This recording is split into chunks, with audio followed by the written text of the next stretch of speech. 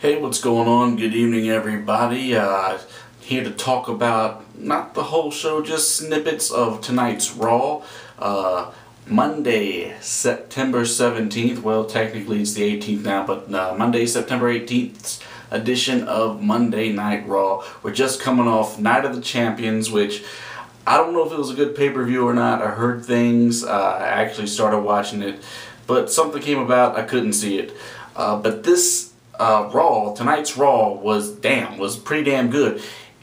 Even in the PG era, and here's the reason why: there were matches. You actually had matches. It was an entertaining show. I didn't come in at the beginning. When I got off work, came home, and I cut on Monday Night Raw, and I was right in the middle of the Rey Mysterio and Sin Cara versus Epico and Primo Colón, and it looked like a pretty good match from what I saw. You had Rey Mysterio and Sin Cara win that match, and then they were attacked by the primetime players, who made a statement that they're rightfully the #1 contenders for the tag team titles, and which gives you hope that the tag team division will live. There's going to be life in the tag team division in the WWE again.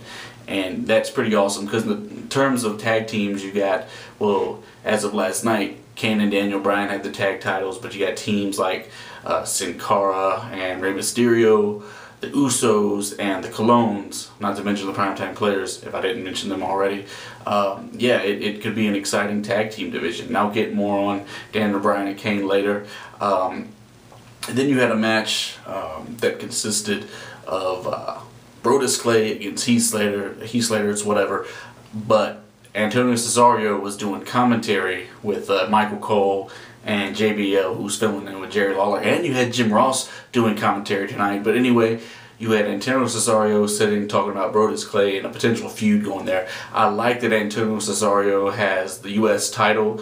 I think, you know, it's the right person to have it right now, and they're finally looking like they're taking it seriously, and it's not on Santino no more, which is a good thing.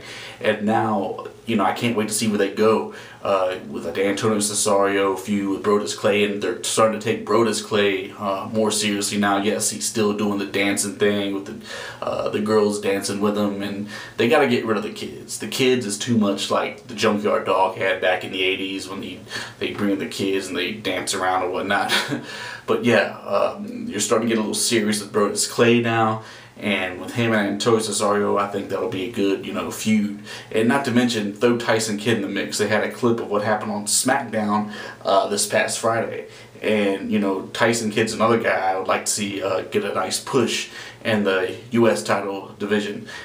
You know, I'm really looking forward to seeing what happens with Antonio Cesaro, or him and a feud with Brodus Clay, or him and a feud with Tyson Kidd. It really promises to be an awesome feud there. Also, we had the debut of a new interview segment.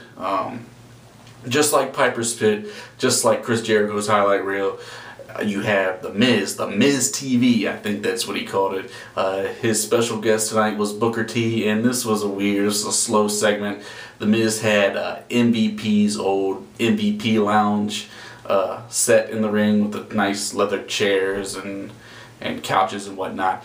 And yeah, it was the crowd spoke for itself. It got kind of boring. It was just The Miz, you know, jamming his mouth at Booker T.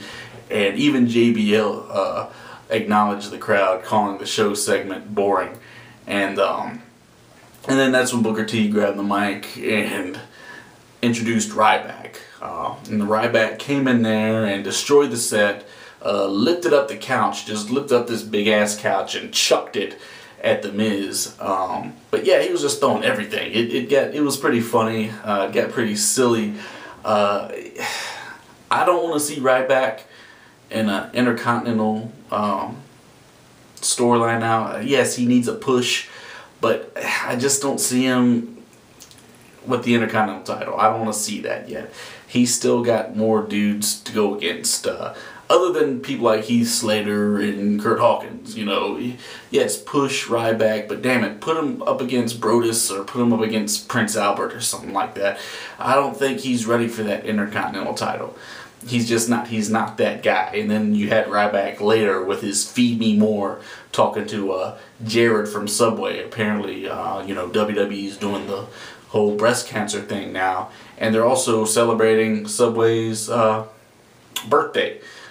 So yeah, you had him tell Jared to feed him more, and yeah, that was funny. And you had people still chanting Goldberg for Ryback.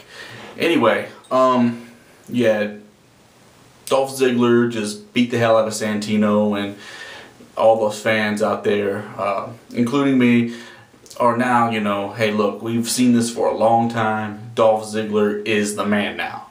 He's the guy that should be up at the top. He should be having matches with Cena. I love this program with him and Randy Orton. And as soon as Randy Orton gets finished filming 12 Rounds 2, I can't wait to see where this feud with him and Ziggler goes. It's gonna be awesome. I don't know if it'll be on the height of Rock and Austin, but I know it's gonna be a kick-ass feud. And I hope when it happens, when he's done filming, when Randy Orton is done filming 12 Rounds 2, I hope there's a title involved, and I hope Ziggler cashes that Money in the Bank briefcase in soon, because yeah, Ziggler and Randy Orton is gonna be awesome. Trust me on this. Yeah, I think that was basically the main thing when we roll into the tag team title match, a rematch from last night's Night of the Champions. You have Kane and Daniel Bryan defending the titles against the former tag team champions, Kofi Kingston and R-Truth. Nothing really special about this match other than Daniel Bryan is so over with the fans, it's ridiculous. Yeah, the comedy shtick of their anger management, Daniel Bryan and Kane's anger management, it's getting a little silly. It's been silly, but it's getting ridiculous. But the fans are eating this up with them both raising the title, saying, "I'm the tag team champion." No, I'm the tag team champion. Yeah, it's entertaining to see. And damn, all the people chanting yes while he's screaming no. Yeah, he's so over with the fans. It's not even funny, and it's cool to see that. I'm a big Daniel Bryan fan, or I'm starting to be a big Daniel Bryan fan, or Bryan Danielson. Sorry guys. What can I say? I'm a mark. But yeah, you had Daniel Bryan providing great comedy that night, and he's awesome to watch. He's an awesome wrestler. I really hope more happens with him as well. Him and Ziggler. Not in a feud together, of course. Like I said, I want to see more of Orton and Ziggler, and yeah, I can't wait to see where Daniel Bryan goes, because yeah, he's also up there. He's the man now too, in my opinion.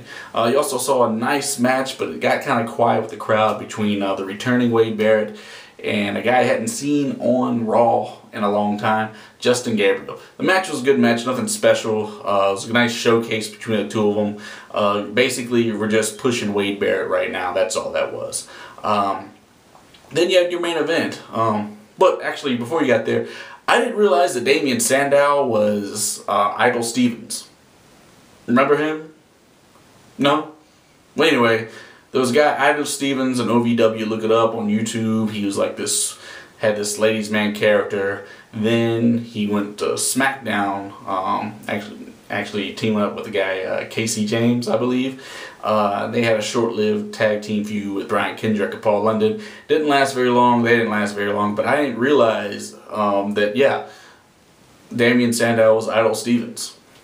Who knew? Anyway, the main event, you had John Cena rocking the breast cancer pink, and Sheamus against WWE Champion CM Punk and Alberto Del Rio. I should have mentioned World Champion Sheamus team with John Cena. The match was good. It was back and forth. It was everything I wanted to be. I thought it would have been an awesome pay-per-view quality match.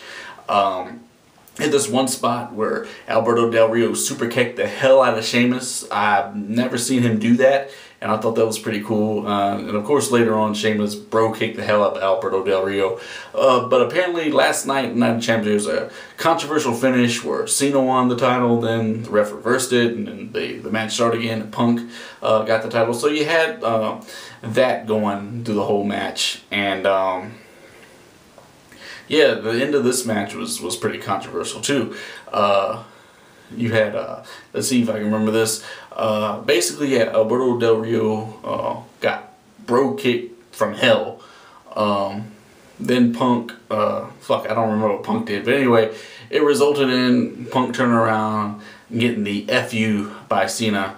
No, it's not called the FU no more, the Attitude Adjuster by Cena. Cena gets the pin, but at that third count, Punk puts his leg on the ropes, and the ref chose not to see it, or whatever, however they want to play it. And that made Paul Heyman now, because if you know, Paul Heyman is now Punk's manager or Punk's representative, and I'm digging Punk as a heel now. I'm digging the, you know, the hoodie, and just the cocky as shit. You know, still doing his clobbering time, but yeah, he's got the hoodie. He's not rocking the t-shirts no more. And then with Paul Heyman, you know, it works. It works now. I'm digging this. But yeah, Punk had his leg on the rope. Ref counted 3 anyway. Then Punk basically got in the ref's face for the last 5 minutes of the show, and the ref was a new guy. He was a plant. I think he was one of the NXT guys that they put in this position. They're probably going to work more on this dude. Not going to show him a lot, but in this whole storyline with Cena, Paul Heyman, yeah, Punk's going to have a beef with this referee. I don't know if they're going to use this referee like TNA used their ref at one time, made him a superstar, or back in the 80s when WWE or WWF back then made Danny Davis a wrestler. I don't know if they're going to go that route. Who knows? I don't even know if later on they're going to bring Brock Lesnar in to team with Punk or go against Punk with Paul Heyman's involvement. But anyway, Punk got in the ref's face and chased him, or not chased, but just yelled at him all the way to the back. And that's how the show ended. Like I said, you had matches tonight, and that's something you hadn't seen on Raw in a long time. And like I said, I can't wait to see what they do with the tag team titles. I can't wait to see what they do with the U.S. title. I'm really digging the Punk Cena feud and the Sheamus Alberto Del Rio feud, and this tag team match brought all 4 of these guys. It was the best of this feud, if that makes any sense. It's not really what I wanted to say with that, but yeah. Yeah, the 4 of them tore it up, and I wish they would have had more time instead of them putting that filler of fucking Sandow and Zack Ryder in there. That was unnecessary.